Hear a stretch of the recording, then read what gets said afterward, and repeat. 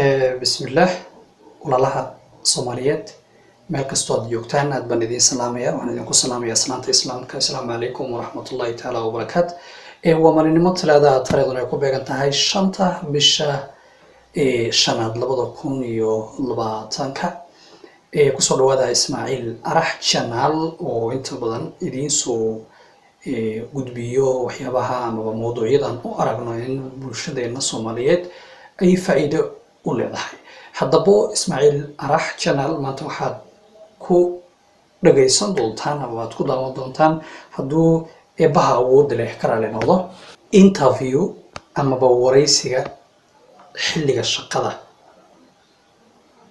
sidaad ugu guuleysan kartid. Of course waxaan ognahay in aad interview hore badan ay lahayd ama shaqo lagaaga wacay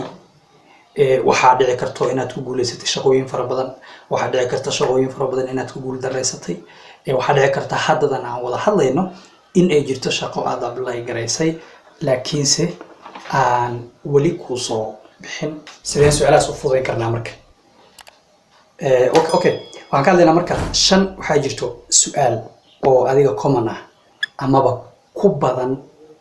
interview walbo oo dadku ay galaan aniga kulli qudhayda aan arkay in fara badan 5taas isku dayna maanta inaan xabad fiirino 5tina waxaan ka jawaabaynaa su'aal walba jawaabteeda ku haboon. Of course markaan ka jawaabayna su'aasha jawaabteeda waxay tahay qof walba adiga muhiimadda waxay tahay inaad qaadato conceptigii meesha yaalay then adiga experience-gaaga rasmiga ah ashidid watay aan ku bilowna marka su'aasha ugu horeysa waa 5 top questions in interview oo qof walba laga rabo inuu well prepared yahay. Tell me about yourself. I guess inaad maqashay haddii aad hadda shaqaysid sababtoo ah dadka shaqeeyo dhan most of them interview soo galeen inaad hadda sugaysid shaqo aad interview kusoo gashay in ilaahay kuma daraadee aad aragtay marka su'aashan waa su'aal unique ah waqti badan u baahan in kamaniga wuxuu rabaa inuu ogaado inuu adiga wax ka ogaado rabaa kamaniga laguma yaqaano interview lagu wacay so they tell us about yourself. Su'aashan waxaa ka hadlaysaa 3 wax baa muhiima 2 kalena waa ku darsan kartaa laakiin the most important thing waa 3 wax. First of all waxaa ka hadlaysaa weliba adoo waqtigaada soo koobayo experience-gaada waxaa kaloo ka hadlaysaa education-ka amaba aqoontaada heerka aqooneed ee aad leedahay meeshay gaarsiisan tahay waxaa kaloo ka hadlaysaa personal interest-gaada waxyaaba adiga interest garaysid last but not the least fankaada waxyaabaha oo adiga something maybe interest-ga soo hoosgalaysaa oo aad jeceshahay oo kale aqoontaada ka hadlaysaa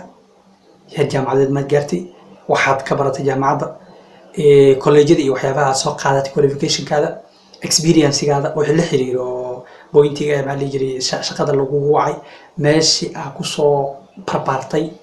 personal interest-gaada oo kale personal interest-ga muhiim ahaan oo requirements-ka kamid maahan laakiin wuxuu value amaba interest ku darayaa in interviewer-ka amaba qofka interview-ga qaadayo uu interest garayo interview ku sii socdo oo friendship amaba wax friendly ah ay abuurto saasaad sameynaysaa adoo ku base garanayo si effortan kuu sheegay. Su'aasha labaad waxay tahay marka why should we hire you over others? Anagu maxaan kuu shaqaaleysiinaynaa anagu arkayna dad fara badan. Remember interview walbo waxaa jiro dad badan oo loolan kugula jiro amaba la dhaho competitors or rivals dad competition kugula jiro dadkaas marka kamaniga u arkaa adi marka muxuu kugu arkaa oo qiimo ah oo kamaniga uu kugu shaqaaleysiinaya waxaa ka hadlaysaa meeshaan marka adoo waqtigaada dhuminin koo horta waa inaad qof tahay prepared. Su'aashan kama jawaabi kartid adigoo aan hore u preparation sameyn ama aan hore isku diyaarin waxaa lagaaga baahan yahay kalsooni. Su'aashan inaad kalsooni qabtid aad ku kalsoon tahay oo aadan noqonin hooskiisa ka cararo waxaad kaloo u baahan tahay inaad ahaatid qof concise wixii soo koobay story badan ha gelin pointiga si fiican u abar waxaad kaloo fiirinaysaa wax la dhaho perfect experience in the field fieldiga aad apply gareynaysid experience ilaa kuma daranaade u dhow oo fieldiga ah yaad ka hadlaysaa sababtoo company-ga problem haysto dhibaato jirto dhibaatadii waa inuu xaliyo wuxuu raadinayaa xal hadduu haysan lahaa muusan ku shaqaalaysiiyeen marka waxaad uga hadlaysaa problem aan soo xalisay experience adi aad leedahay oo u dhow oo la xiriiro roolkaad apply garinaysid so that will also help you qodobka saddexaad waxaa waaye what is your greatest strength awooddaada maxay tahay adiga marka meeshaan dad badanaa waxay sameeyaan oo shaqada ku luus galaya waxay sameynayaan way is amaanayaan halkaana ka dhacay halkaana ka dhacay halkaana ka dhacay halkaana ka dhacay halkaana ka dhacay halkaana ka dhacay company-ga wuxuu ka jecel yahay awooddaada weakness-igaada inuu ogaado ka jecel yahay meeshaan marka macnaheeda maahan in adiga aad isdulaysid laakiin waxaad ka hadlaysaa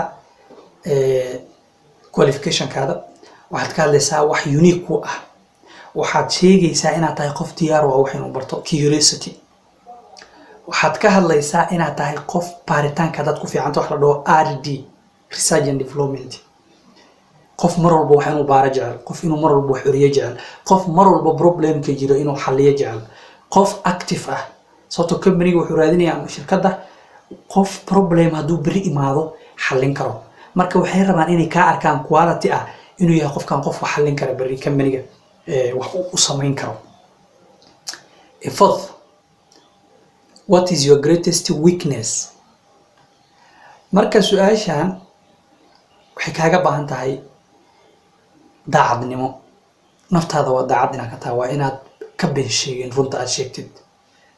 company-ga wuxuu yidhi hadda nin oo maxaa la jiray gabar u shaqeyso BBC qoladan Englishka oo mar interview ay laftood laga qaatay waxay tiri qofka inuu noo sheego ciladiisa baan jecelnahay awoodihiisa inuu noo sheego waxaan ka jecelnahay inuu noo sheego qofka dhibaatada haysato xaq ogow qofka interview-ga ka qaadaya laftirkiisa waa bini'aadan weakness uu leeyahay marka adiga weakness-igaada waxaad ku badbaadin kartaa inaad sheegtid problemka ku haysto laakiin waxaad u raacinaysaa inaad tahay qof dhibaato badan ay haysan jirtay tusaale oo kale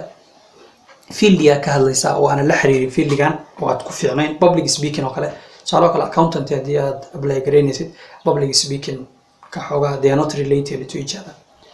iskuulka markaad dhigan jirto oo kale aad sheegaysaa inaad ahayd qof caajis badan just adiga something oo aad improve garaysay problem ahayd waxaa kaloo sheegaysaa in qaabkii aad ku ogaatay weakness-igaada company markaas uu interest buu ku interest garaynaya oo ku jeclaanaya wuxuu is leeyahay ogaanaya qofka inuu yahay qof bini'aadan ah naftiisana ka warqabo doonaya markasta inuu wax improve gareeyo ama wax barto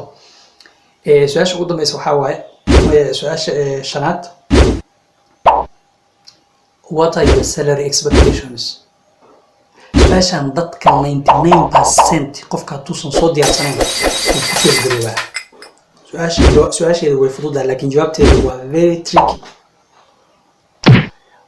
waxaa waayo adiga salariga aad rabtid maxay tahay lagu dhahay salariga naga rabtid what are your salary expectations dadka qaar marka su-aashan way ku tirigaroobaan dad baa lacag caadi ah sheegto intaasaan annaga aan ku shaqayn jirnay intaasaan u baahanay dhahan qaar waa ka wareegtaan su-aashan inaad ka wareegtid lacag inaad su-aasha wuxuu ku weydiinaya inuu ogaado inuu adiga xubniin karo ilmahaaga iyo inuusan ku goyn karin sababta baahiyaa jirto inuu ku weydiiyo lacagta adiga aad ku shaqaynaysid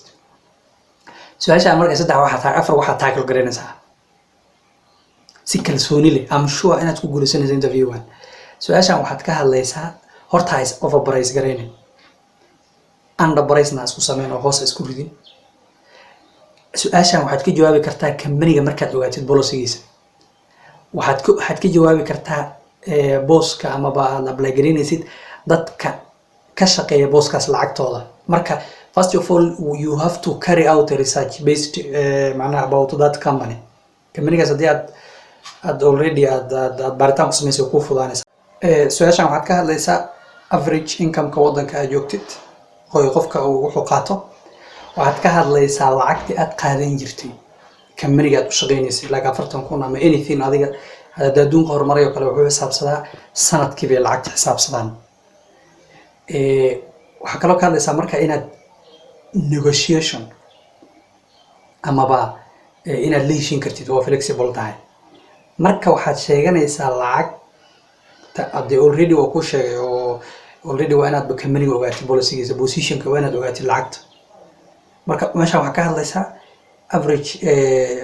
sidee u jirto. waxaa kaloo ka hadlaysaa cost of living wadanka aad ku nooshahay noloshiisa intay sida ay tahay, lacagtaad qaadan jirtay iyo expectation-kaada hadda company-ga aad ka expect gareynaysid. waxaa kaloo u raacinaysaa inaad tahay qof flexible ah oo aad la heshiin kartid kula heshiin karaan company-ga, inaadan ahayn qof taf ah. sababtoo negotiation skills-ka waxay ka mid tahay waxyaabaha qofka amaba candidate-ka lagu xuso. watay saaxiibayaal intaas ayaan kusoo gabagabinayaa. waa saaxiibkiin Ismaaciil Arax. waxaan idinka codsanaynaa inaad buttonka kore aad riixdaan gambaleelka, subscribe aad tirahdid, share gareysid. haddii aad saaxiibada cusub ka mid tahay subscribe gare. haddii aad saaxiibadeen hore ka mid tahayna waxaad sameysaa la wadaaga asxaabta hore si ay ayagana saaxiibadana noqdeen. waa saaxiibkiin Ismaaciil Still oo idin leh amaana Allah. رمضان المبارك مالك هذه وعنده.